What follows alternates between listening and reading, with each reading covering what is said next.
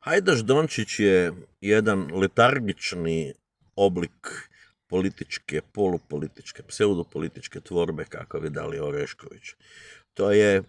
To nema veze sa ljevicom, naravno, to nema veze ni sa čim.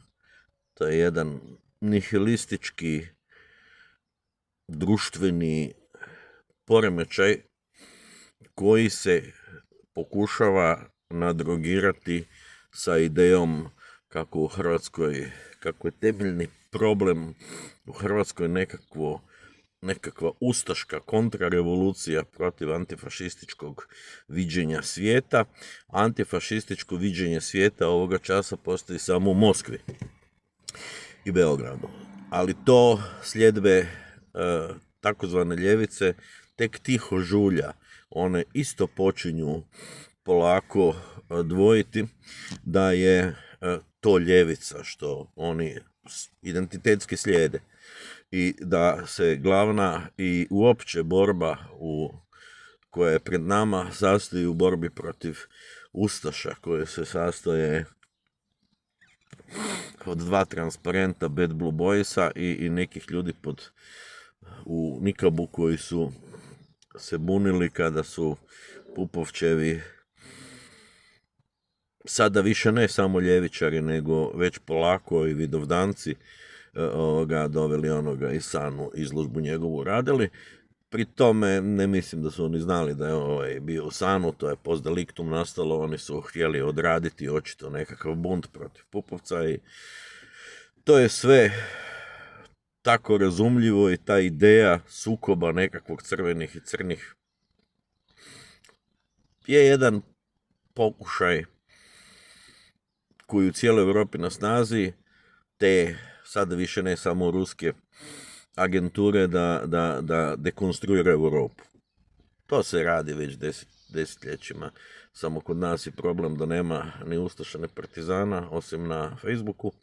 Postoje ljudi koji su različito patriotski nastrojeni, odnosno različito spremni na to da djeluju. U tome je ljevica. I tako je ljevica postala nesuđeni nusproizvod putinizma.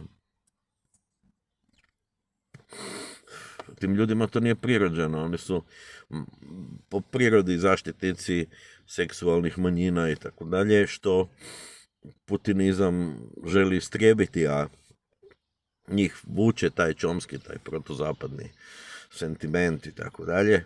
Postoji desni putinizam koji je nastao na ideju čvrstorukaškog rješenja svega i onda to su različiti ti kereći, šuftovi koji zajedničko mi da žele rušiti HDZ, koji je briselski kunjušar po njima, mažuraničevska priča, versajska priča, a oni su kao revolucionari na Facebooku. Nije jedan zub izbijen u toj reustašizaciji, ničiji. Sad može neko skočiti i reći, pa on bi da se izbije zub.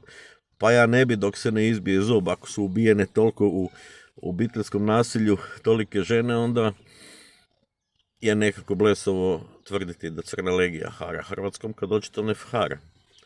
A i ti ljudi koji su vinovnici obiteljskog nasilja su svjetonazorski sasvim različiti. Nisu uopće Plenkovićevi ljudi, kao što bi to ta runjava ljevica htjela.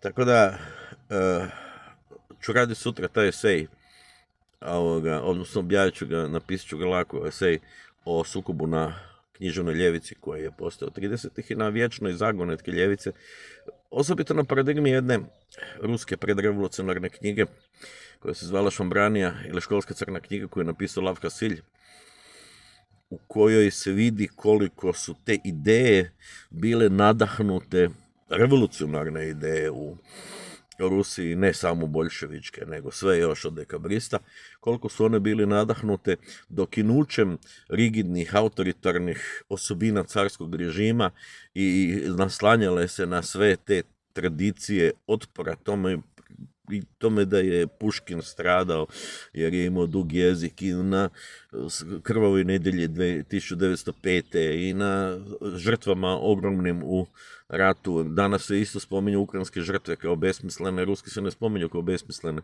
zato što se kod putinista očekuje da je normalno da u slobodoljubivom boju protiv globalista, protiv pedera, protiv zelenog, protiv židova, protiv ne znam koga, da tamo ginu ti ruski pravednici, koji su prepuni stranih vojski, paravojski, onog Kadirova nesretnog, koji je uistinu izdajnik nacionalne ideje, plemenske ideje svoje koje pripada.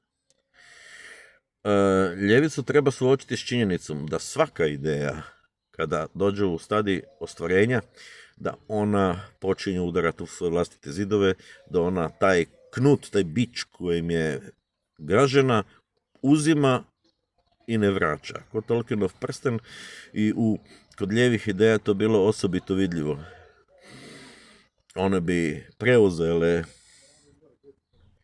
te najtvrđe osobine onoga što su rušile i uništavale prvo svoje vlastite disidente, potom sve klasne neprijatelje i nacionalne, jer su uvijek u to bili zapakirani nacionalni imperializmi u Jugoslaviji, srpski, u Rusiji, ruski, naravno, odnosno u Sovjetskom savezu.